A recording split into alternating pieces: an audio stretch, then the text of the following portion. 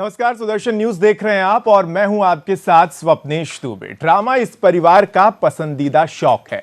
नूरा कुश्ती इन लोगों की पुरानी आदत है, लेकिन जब बात इतनी आगे बढ़ जाए, जनता परेशान हो और सरकार झगड़े में रह जाए, तब चिंता बढ़ जाती है। समाजवादी पार्टी की ये कलह उत्तर प्रदेश की जनता को रास नहीं आ रही, लेकिन ये परिवार है कि मानता ही नहीं। एक रिपोर्ट देखिए।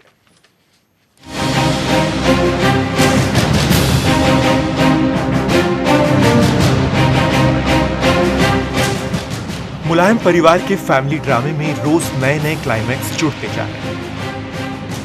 शुरुआत टिकट बंटवारे से हुई थी। पहले मुलायम ने अखिलेश को दरकिनार कर टिकट का बंटवारा किया। उसके बाद अखिलेश ने मुलायम के फैसले के खिलाफ जाकर अपनी अलग लिस्ट जारी कर दी। जवाब में मुलायम ने अखिलेश और रामगोपाल को पार्टी से बाहर का रास्ता दिखा दिया, तो अखिलेश भी कम नहीं। उन्होंने पार्टी का राष्ट्रीय अधिवेशन बुलाकर मुलायम का तख्ता पलट कर दिया और खुद को सपा का राष्ट्रीय अध्यक्ष घोषित कर दिया, जिसके बाद अखिलेश समाजवादी सल्तनत के सुल्तान बन जाते हैं। टिकट बंटवारे वाले दिन से लेकर अब तक मुलायम परिवार में रोज बैठकें होती है, रोज स्क्रिप्ट लिखी जाती है, डायलॉग हर दूसरे दिन बदल जाते हैं। हर सुबह खबर आती है कि अब परिवार और पार्टी में सब कुछ ठीक है और शाम को पता चलता है कि मीटिंग बेनतीजा रही। हर रोज की तरह रविवार की सुबह भी लखनऊ में ऐसा ही हुआ। मुलायम सिंह यादव पार्टी के दफ्तर पहुंचते हैं और दफ्तर में ताला लगा देते हैं, जिसके बाद मुलायम सिंह यादव दिल्ली रवाना हो जाते हैं। और अब कहा यह जा रहा है कि दिल्ली में मुलायम सिंह यादव चुनाव आयोग के अधिकारियों से मुलाकात करेंगे और रामगोपाल की तरह ही साइकिल चुनाव चिन्ह पर दावा भी ठोकेंगे। साइकिल की सवारी कौन करेगा, ये तो चुनाव आयोग तय करेगा।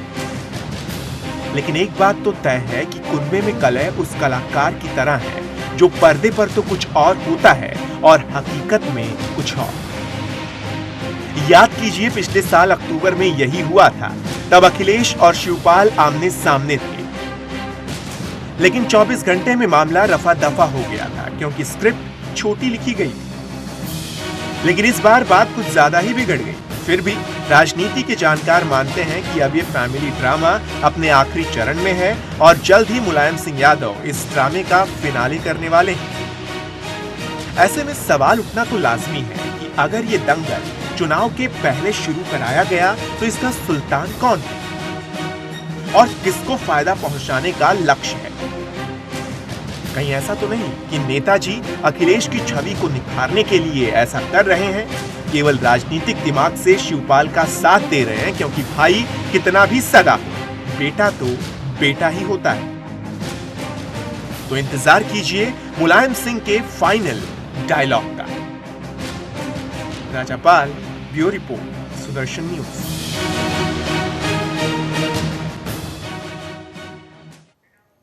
तो इंतजार कीजिए मुलायम सिंह के फाइनल डायलॉग का, जो आता ही नहीं, क्योंकि जैसे ही क्लाइमैक्स होता है फिर एक बार नई पिक्चर शुरू हो जाती है। इसी पर हम चर्चा करेंगे। बीजेपी की ओर से अशोक गोयल जी, कांग्रेस की ओर से राजेश यादव हमारे साथ हैं और सपा के महासचिव रवि प्रकाश वर्मा जी भी हमारे साथ जुड़ गए हैं। आधे घंटे का समय है, तो टू द पॉइंट ही सारे अपनी अपनी बात को रखें। रवि प्रकाश वर्मा जी, सबसे पहले तो सवाल आपसे ही पूछा जाना चाहिए कि ये हो क्या रहा है। मतलब इतना ज्यादा कंफ्यूजन तो कहीं पर भी नहीं होता। आप लोग खुद कंफ्यूज हो जाते होंगे रोज के इस घटनाक्रम को देखते हुए। रवि जी, हमारे यहाँ समाजवादी पार्टी में हालात एकदम साफ हो चुके हैं और जमीन से लेकर के ऊपर तक ये बड़ा क्लियर इंडिकेशन है कि कोई एक आदमी है जो अंदर से पार्टी को बर्बाद करने के लिए काम कर रहा। अच्छा। और आज जैसा कि खबर मिल रही है कि बीजेपी ने किसी हमारे एक सांसद हैं अमर सिंह जी, उनको जेल क्लास की सिक्योरिटी दी है जी।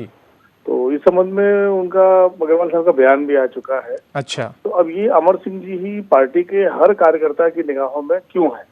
बिल्कुल। और क्यों है रवि प्रकाश वर्मा जी, क्यों है, ये तो सबसे बड़ा सवाल है। और उससे भी बड़ा सवाल ये है कि अभी अभी शाम को जो प्रेस कॉन्फ्रेंस मुलायम सिंह यादव ने की, उनके बगल में बैठे थे अमर सिंह। तो आप लोग कहां कंफ्यूजन में? आप लोग कह रहे हैं कि सब साफ है, मुलायम सिंह यादव अमर सिंह को लेकर अपने साथ प्रेस कॉन्फ्रेंस में बैठते हैं, और आप लोग कहते हैं कि उन्हें निकाला जाना चाहिए। कहां सब साफ है? तस्वीर तो एकदम धुंधली है। स्टैंड अखिलेश यादव जी ले रहे थे शुरू से ही, आप देखिए वो ही चीज सच साबित हो रही है कि नेताजी किसी के प्रभाव में है। अच्छा। जब वो साथ में जब अलग होते हैं तो आपने अभी टीवी पर देखा होगा, जो खुद कह रहे थे कि नहीं हमारा बेटा है, क्या करे, जो करता है करने दो। अच्छा, या कंफर्मेशन आप दे रहे हैं, तो ये मुलायम सिंह यादव ने कहा है?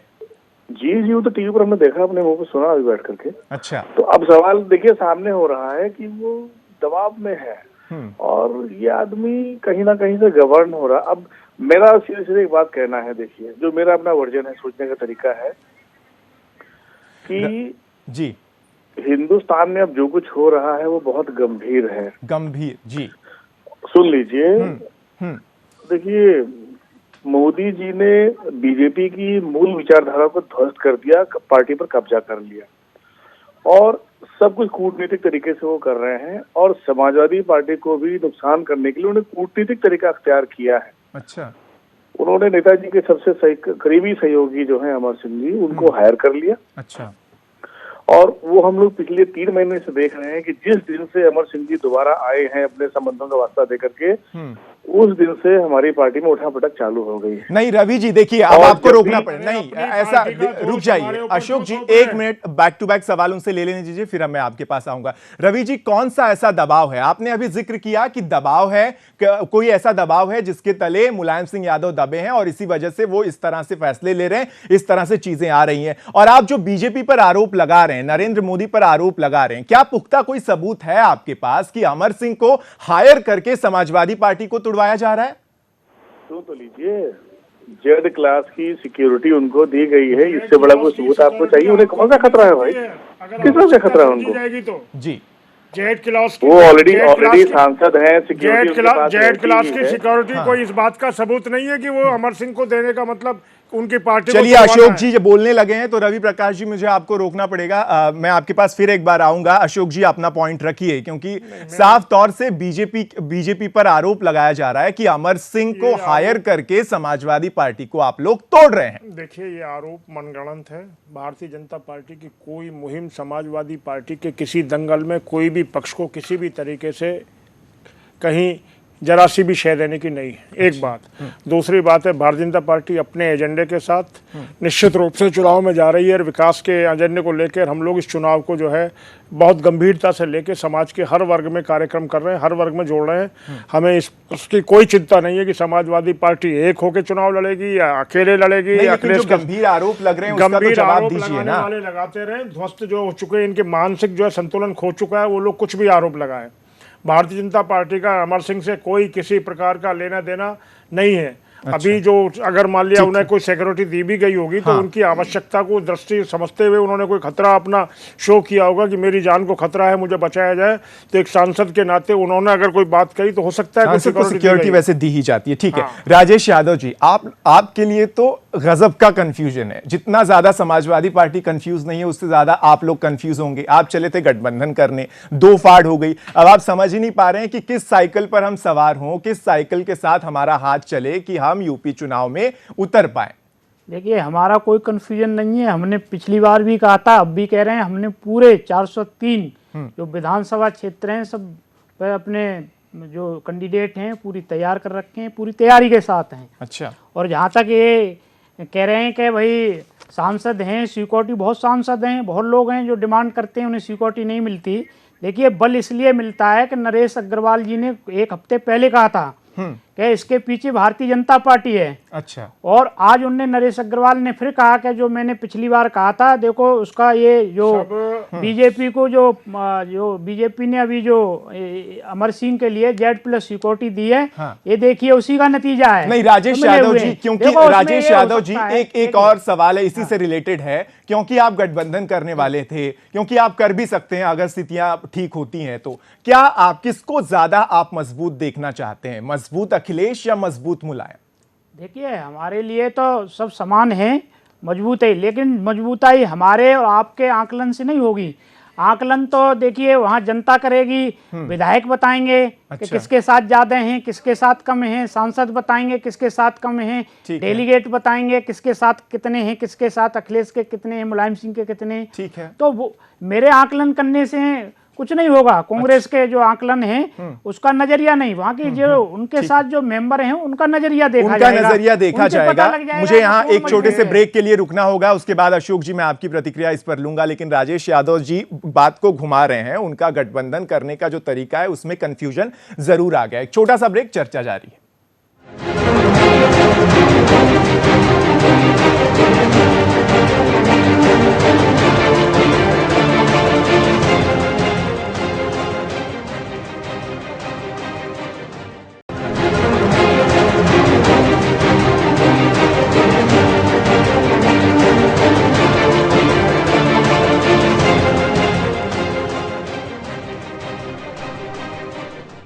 तो कुनबे में कलह या फैमिली ड्रामा, इस पर चर्चा लगातार जारी है। अशोक जी, आप राजेश यादव जी का जवाब देना चाह रहे थे, साथ ही मैं आपसे एक और सवाल करना चाहूंगा कि आप मजबूत सपा चाहते हैं या कमजोर सपा चाहते हैं? आपका क्या पक्ष है, बीजेपी का क्या पक्ष है?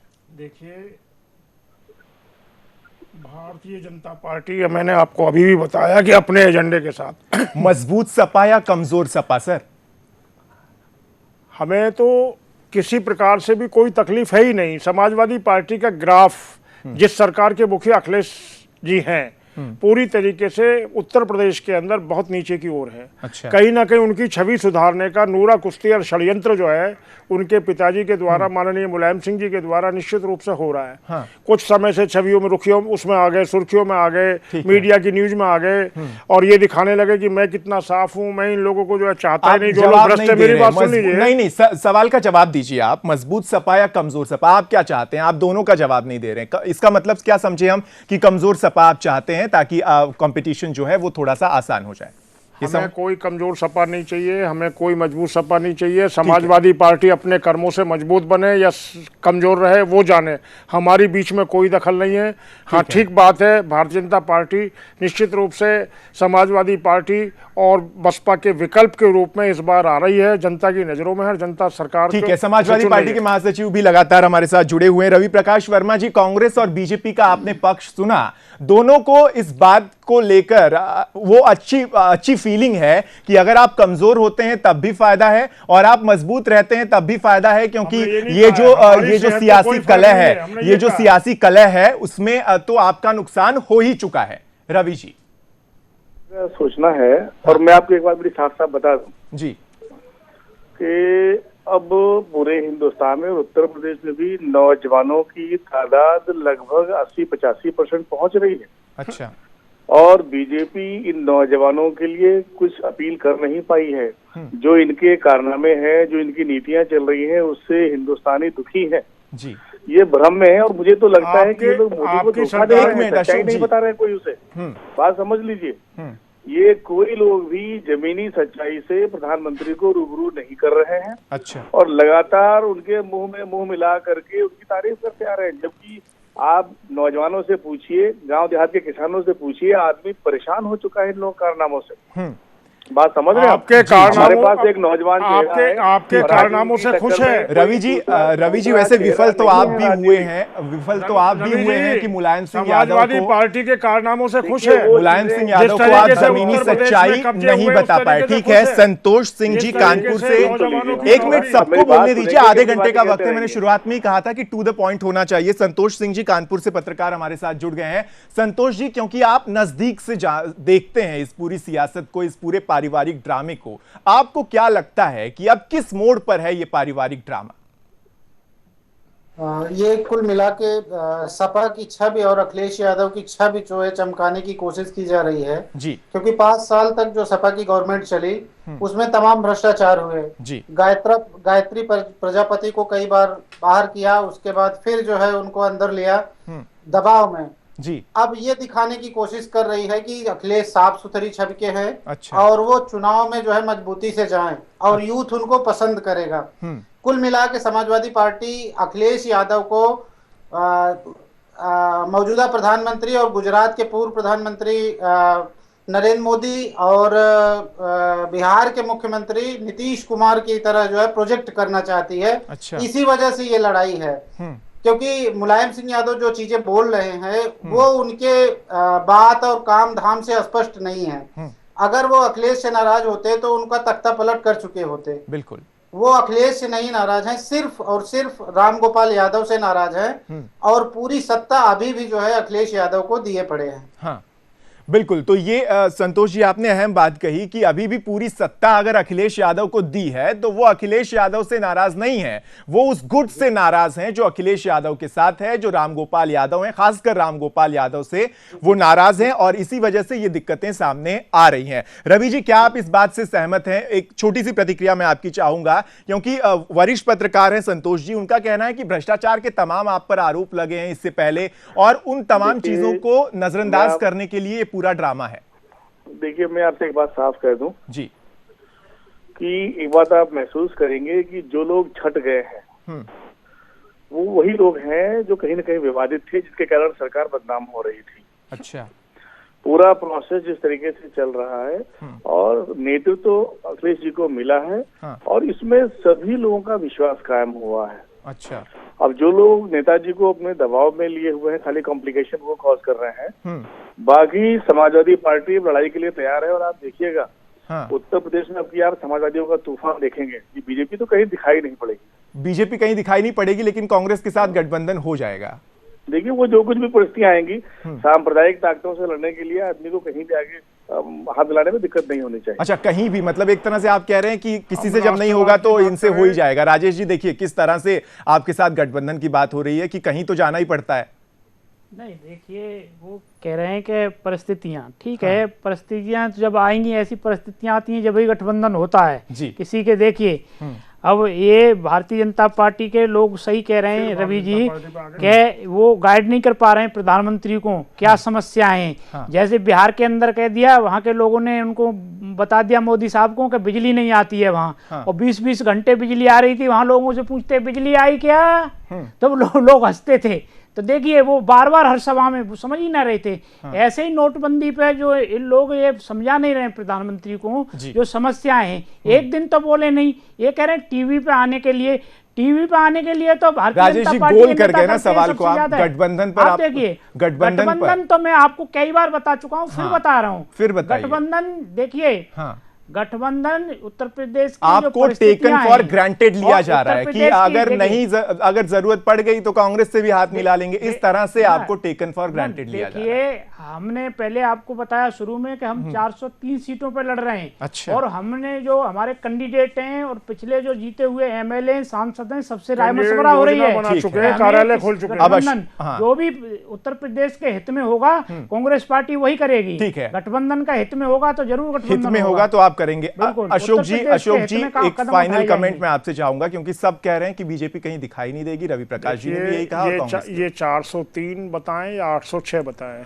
असलियत ये है कि जमीन पर कांग्रेस पार्टी उत्तर प्रदेश में कहीं नहीं है। किसी दल के साथ जुड़कर 5, 7, 10 सीट पाना इनकी मजबूरी है। ठीक है, ये किसी ना किसी दल के साथ जुड़ने के लिए लालायित है और वो उसमें बार बार जो है इनके जो दावेदार थे वो कहते चले आ रहे थे अखिलेश अच्छा लड़का है। अभी कहीं ना कहीं हो सकता है कि उसमें भी इनकी जो है जो कुश्ती हुई है। मुझे बोलने दीजिए, वाइंड अप प्रतिक्रिया लेनी है मुझे, रुक जाइए प्लीज। मैं नहीं बोल रहा हूं।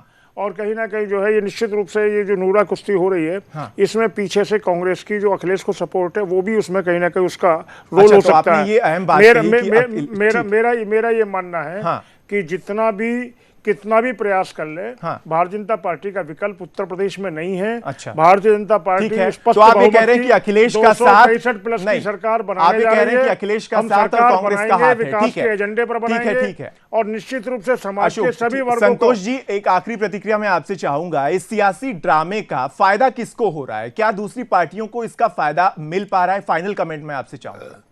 जी बिल्कुल, इसका फायदा सीधे तौर पे बसपा और भाजपा को मिलने जा रहा है जी, क्योंकि जो लड़ाई चल रही है उसमें सपा ने अखिलेश यादव की छवि चमकाने की कोशिश की, लेकिन वो काफी बिगड़ गई है। अच्छा। वजह इसके 2 चीजें आ रही हैं खुल के। एक तो जो है इन्होंने सीधे बाप के खिलाफ मोर्चा खोला जो संदेश गया कि एक पावर में आने के बाद बेटा जो है बाप को भी किनारे कर सकता है। बिल्कुल, यह अहम बात है। संतोष जी, मेरे पास वक्त की कमी है, मुझे फाइनल कमेंट लेने होंगे, माफी चाहूंगा मैं आपसे। रवि प्रकाश जी, फाइनल कमेंट मैं आपसे चाहूंगा। साफ तौर से तमाम आरोप लगाए जा रहे हैं और ये कहा जा रहा है कि अखिलेश को मजबूत करने के लिए जो मुलायम सिंह यादव का ये पूरा फैमिली ड्रामा है।